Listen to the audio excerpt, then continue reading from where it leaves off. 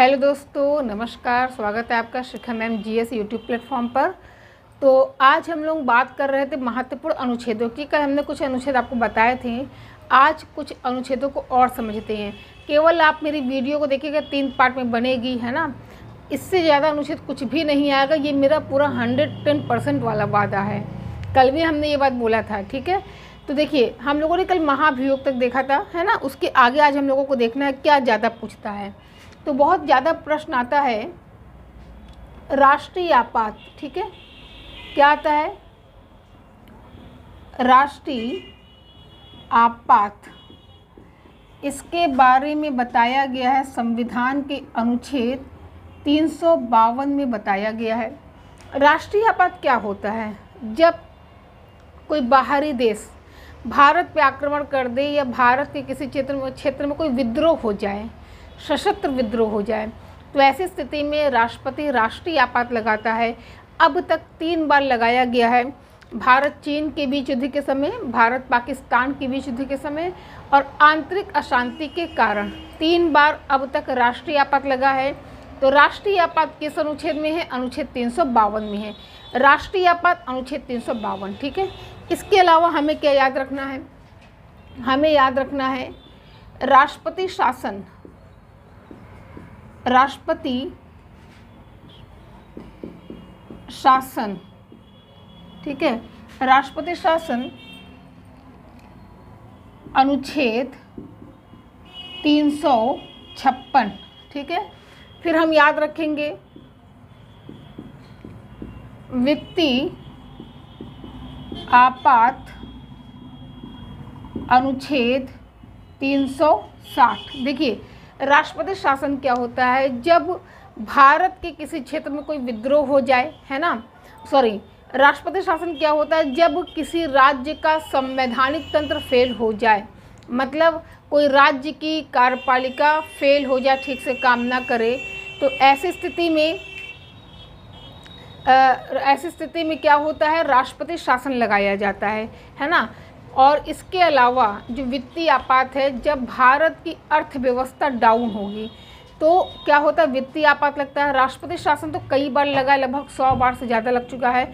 वित्तीय आपात एक बार भी नहीं लगा। और राष्ट्रीय आपात कई बार, 3 बार लगा हुआ है। ये 3 बार, ये 100 बार से ज़्यादा, ये एक बार भी नहीं। 352, 356, 360 अनुच्छेद आपको याद रखना है। यहाँ से मान लीजिए कि प्रश्न आता ही आता है, ठीक है। फिर हम लोग कौन सा अनुच्छेद देखेंगे? फिर हम लोग अनुच्छेद याद रखेंगे अनुच्छेद राज्यपाल का पद। राज्यपाल का पद ये देखेंगे हम लोग। अनुच्छेद 153 में राज्यपाल के पद के बारे में बताया गया। कहा गया कि राज्य का एक राज्यपाल होगा। राज्यपाल के पद के बारे में 153 में बताया गया, ठीक है। और कार्यपालिका प्रधान, राज्यपाल कौन होता है? राज्यपाल होता है कार्यपालिका प्रधान। क्या होता है? कार्यपालिका प्रधान। अनुच्छेद 154 में बताया गया है, ठीक है। अनुच्छेद 154 में बताया गया है कि राज्य की कार्यपालिका का प्रधान कौन होगा? राज्यपाल होगा, ठीक। फिर कौन सा अनुच्छेद इंपॉर्टेंट है? अनुच्छेद राज्यपाल की नियुक्ति। राज्यपाल की नियुक्ति, ठीक है।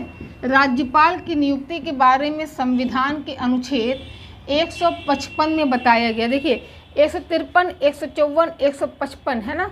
राज्यपाल का पद, राज्यपाल कार्यपालिका का प्रधान होता है। 154, 155 कहता है, 155 में क्या कहा गया है कि राज्यपाल की नियुक्ति कौन करता है?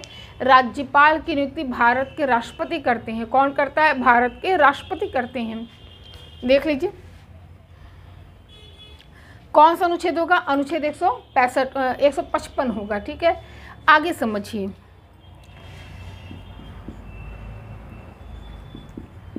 भारत का महान्यायवादी, इनके बारे में अनुच्छेद 76 में बताया गया है। अटॉर्नी जनरल ऑफ इंडिया किस अनुच्छेद में है? 76 में है। ठीक है, अब इसके अलावा समझ लीजिए, हम केवल आपको महत्वपूर्ण अनुच्छेदों के बारे में बता रहे हैं, अक्सर यहाँ से प्रश्न आता है। ठीक है, फिर ध्यान दीजिएगा, राज्य का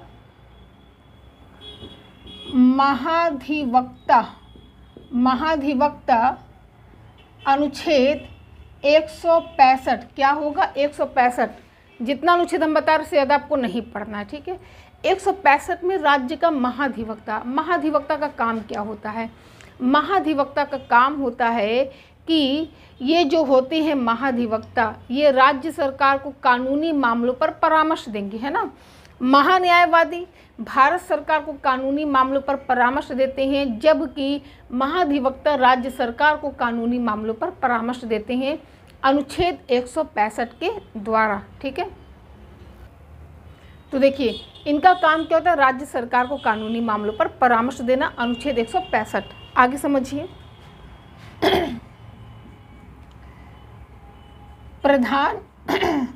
प्रधानमंत्री की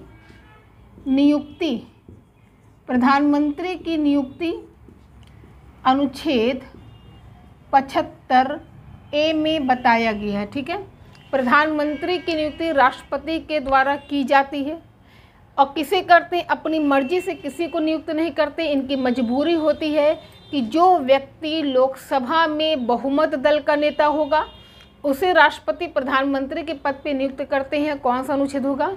अनुच्छेद 75A होगा। ठीक है, पूरा अनुच्छेद को नोट कर लीजिए, कोई भी पेपर दीजिएगा इससे ज़्यादा अनुच्छेद नहीं पूछेगा जितना हम बता देंगे। ठीक है, आगे अब हम लोग मुख्यमंत्री की नियुक्ति जान ले, किस अनुच्छेद में है?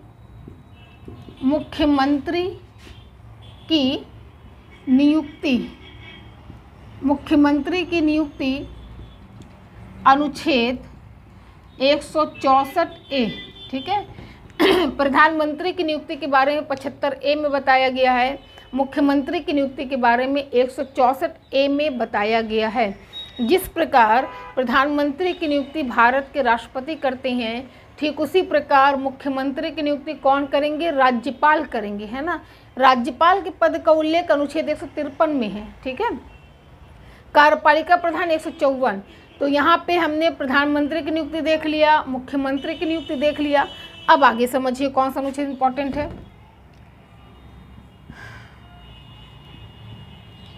उच्चतम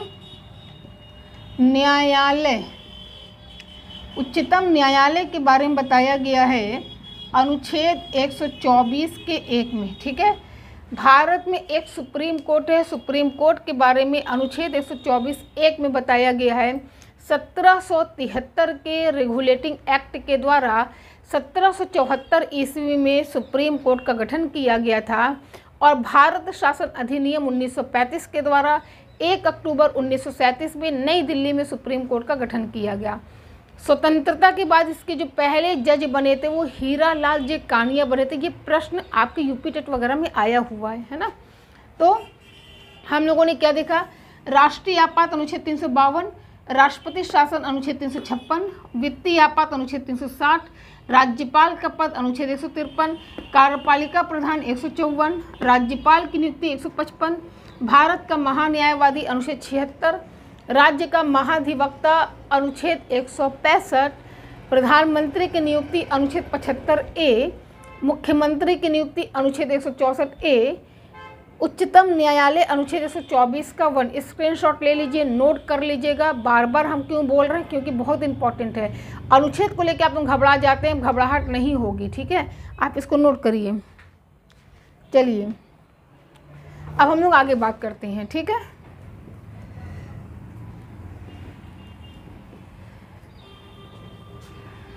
आगे समझ लीजिए। चलिए आगे समझिए। अनुच्छेद 214 में कहा गया है कि प्रत्येक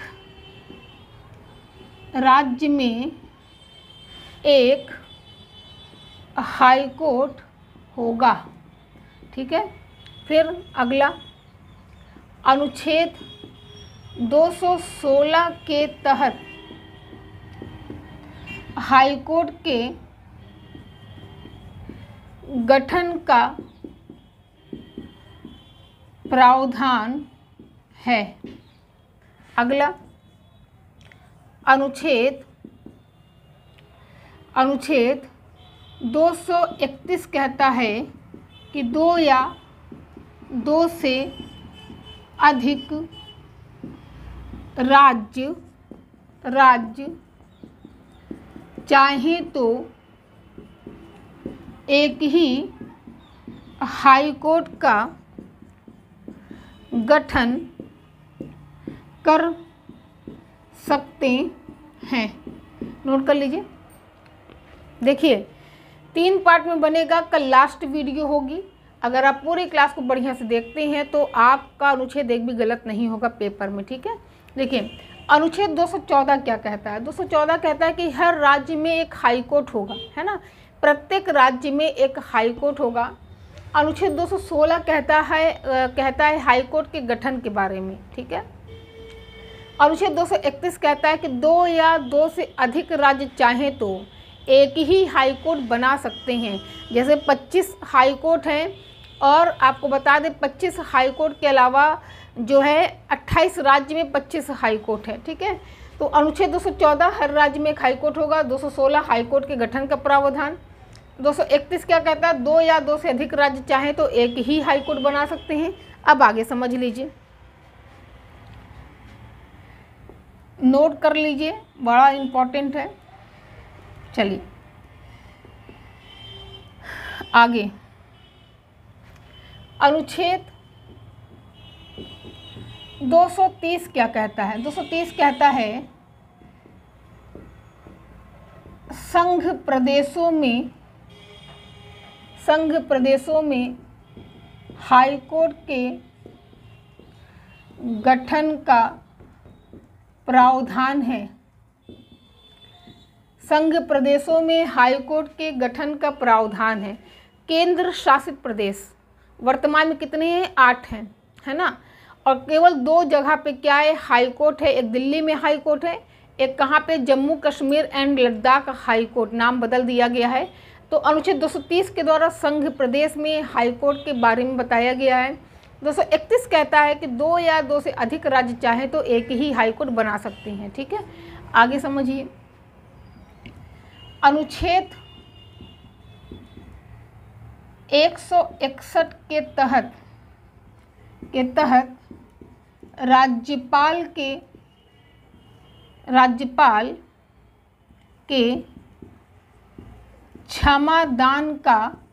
क्षमादान का प्रावधान है, ठीक है। यूपी पीसीएस में आया हुआ प्रश्न है। अनुच्छेद 161 के तहत राज्यपाल के क्षमादान का प्रावधान है। कल हमने आपको बताया था, कल वाली वीडियो देखिएगा, कि अनुच्छेद 72 के तहत राष्ट्रपति को यह अधिकार दिया गया है कि वो क्षमा कर सकता है। ठीक उसी प्रकार अनुच्छेद 161 के द्वारा राज्यपाल को क्षमा करने का पावर दिया गया है, लेकिन राज्यपाल फांसी की सज़ा को माफ़ नहीं कर सकते, ठीक है। यूपीएसआई की भी भर्ती आने वाली है, पुलिस का भी है, लेखपाल का भी है, सुपरटेट भी लगा हुआ है। जितने भी पेपर हैं, अनुच्छेद इससे ज़्यादा कुछ नहीं पूछेगा, ये मेरा वादा है। हम आपसे बार बार ये चीज़ कह रहे हैं। क्यों कह रहे हैं? क्योंकि आप उसको नोट करिए, नोट्स बनाइए, है ना। चलिए आगे देख लीजिए।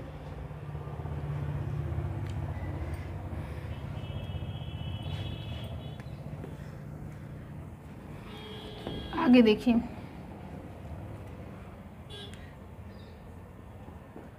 अनुच्छेद 213 ठीक है। अनुच्छेद 213 के तहत राज्यपाल अध्यादेश जारी कर सकता है, ठीक है। नोट कर लीजिए।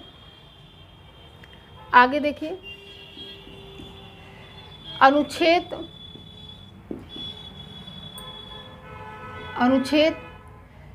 280 में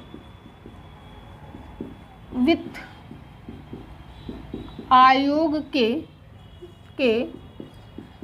गठन का प्रावधान है। ठीक है,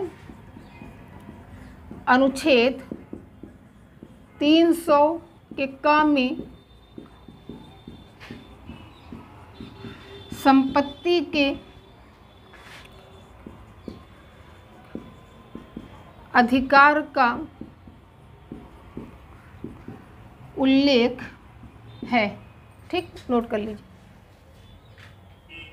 देखिए, अनुच्छेद 230 कहता है कि संघ प्रदेशों में हाई कोर्ट का गठन हमने आपको बता ही दिया है ना। अब इधर का समझिए, अनुच्छेद 213 क्या होता है? अध्यादेश जारी करना। अध्यादेश का मतलब क्या होता है? मान लीजिए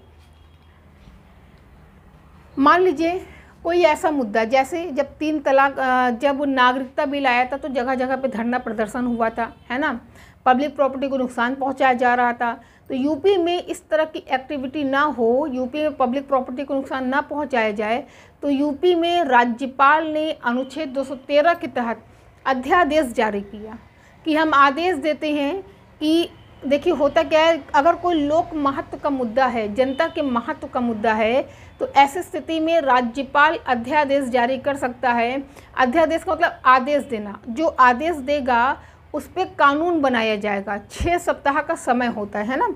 तो अगर प्रश्न आए कि अध्यादेश क्या होता है, तो कोई ऐसा मुद्दा जिस पे कानून बनाना बहुत ज़रूरी है, तो ऐसी स्थिति में राज्यपाल अध्यादेश जारी कर सकता है। ठीक है, कौन सा अनुच्छेद होगा? अनुच्छेद 213 होगा। ठीक है, अनुच्छेद 213 होगा। वित्त आयोग अनुच्छेद 280 ये क्या है? देखिए, वित्त आयोग की बात करें, है ना, वित्त आयोग की बात करें, आगे हम आपको सब पढ़ाएंगे। तो केंद्र एवं राज्य के मध्य टैक्स को बांटना, करों का बंटवारा करना वित्त आयोग के अध्यक्ष का मुख्य कार्य होता है। ठीक है, वित्त आयोग के अध्यक्ष का मुख्य कार्य होता है। इसका कार्यकाल 5 वर्ष का होता है। यह संवैधानिक संगठन है। वर्तमान में NK सिंह इसके अध्यक्ष हैं। आगे समझिए, संपत्ति के अधिकार का उल्लेख किस अनुच्छेद में है? अनुच्छेद 300 के का में संपत्ति के अधिकार के बारे में बताया गया है। ठीक है, 300 का पहले अनुच्छेद 31 में था, वहाँ से हटा के कहाँ रख दिया गया? 300 का में रख दिया गया। क्यों ऐसा किया गया? मान लीजिए कि ये हमारी संपत्ति है, सरकार इसको लेना चाहती है, लोक हित के लिए यहाँ पे कुछ भवन का निर्माण करना चाहती है। ठीक है, लोक हित के लिए भवन का निर्माण करना चाहती है, हम देना नहीं चाह रहे हैं क्योंकि संपत्ति का अधिकार हमारा मूल अधिकार है ना। तो होता क्या है, सरकार ने कानूनी अधिकार बना दिया गया कि कानूनी अधिकार बनाया कि अगर लोक हित में सरकार किसी की प्रॉपर्टी लेती है तो वो हाई कोर्ट, सुप्रीम कोर्ट नहीं जा सकता, क्योंकि वर्तमान में संपत्ति का अधिकार कानूनी अधिकार है। ठीक है, तो अनुच्छेद 300 के काम में संपत्ति के अधिकार का प्रावधान है। एक बार फिर से देख लीजिए, 213 राज्यपाल अध्यादेश जारी करते हैं, 280 वित्त आयोग के बारे में बताया गया, 300 काम में संपत्ति के अधिकार के बारे में बताया गया है। अब इसको हटाते हैं, कुछ यहाँ भी लिख देते हैं।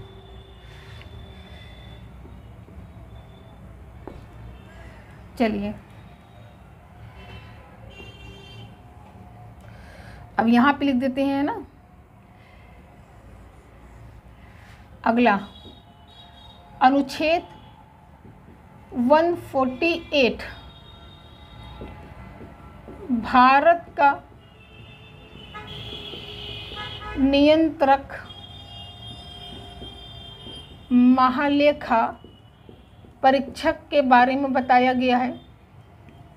अनुच्छेद 149, इन्हीं को शॉर्ट में CAG बोलते हैं, CAG के कर्तव्य का प्रावधान है। समझिएगा, देखिए अनुच्छेद 148 कहता है controller and auditor general of India, Bharat का नियंत्रक महालेखा परीक्षक, है ना, भारत के नियंत्रक महालेखा परीक्षक के प्रतिवेदनों की जांच करना। ये होते कौन हैं? इनका मेन काम होता है भारत सरकार के वित्तीय कार्यों पर जो अकाउंट होता है उसको मेंटेन करना। CAG का मुख्य कार्य होता है, इनको शॉर्ट में CAG बोलते हैं। ठीक है, CAG, इनका जो नियंत्रक महालेखा परीक्षक होते हैं कंट्रोलर एंड ऑडिटर, शॉर्ट में CAG, तो सीएजी के कर्तव्य के बारे में अनुच्छेद 149 में बताया गया है। किस अनुच्छेद में? अनुच्छेद 149 में सीएजी के कर्तव्य के बारे में बताया गया है।